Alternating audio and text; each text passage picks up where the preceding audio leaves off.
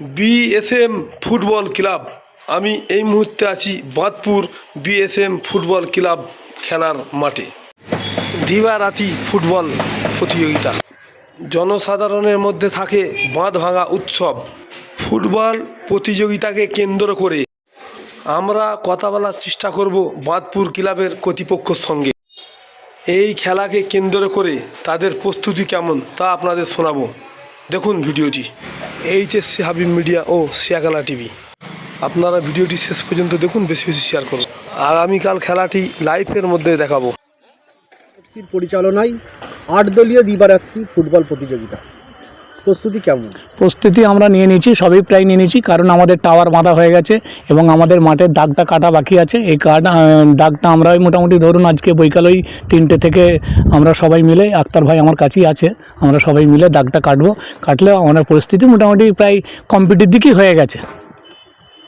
বাঁধপুর মাঠে খেলা মানে জনসাধারণের মধ্যে একটা বাঁধ ভাঙা উচ্ছ্বাস লক্ষ্য করা যায়। অবশ্যই তার জনগণের উদ্দেশ্যে কি বার্তা দেবেন? জনগণের দেবো, তারা এসে সুষ্ঠুভাবে খেলা দেখুক, উপভোগ করুক এবং আমাদের ক্লাবের সঙ্গে সহযোগিতা করুক, এই আশা করব।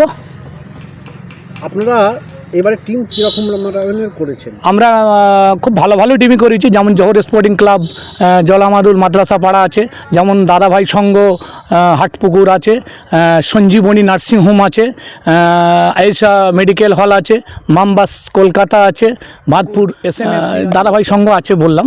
আর আমাদের আরেকটা টিম নতুন এবারে আসছে, যেটা ওই একাদশ বাবনান থেকে আসছে বাঁধপুরের সৌজন্যে। এরকম হবে খেলা তো আশা করছি খুব ভালোই হবে, যেহেতু টিম তো ভালো আছে। আর মানে 8টা টিমই তো আসবে জেতার জন্যে, তো তার মধ্যে তারা লড়াই করে যার যোগ্যতা ভালো থাকবে সে ফাইনালে খেলবে, এটাই আশা করব। প্রাইজ মানি কী থাকছে? প্রাইজ মানি আমাদের উইনার্স মানি থাকছে 30 আর রানার্স মানি থাকছে 25,000। ট্রফি আমাদের উইনার্স ট্রফি, খুব বড় ট্রফি আছে, দেখলে অনেকে আনন্দ হবে। প্রায় 5-6 ফুটের ট্রফি, বড় বড় ট্রফি আছে।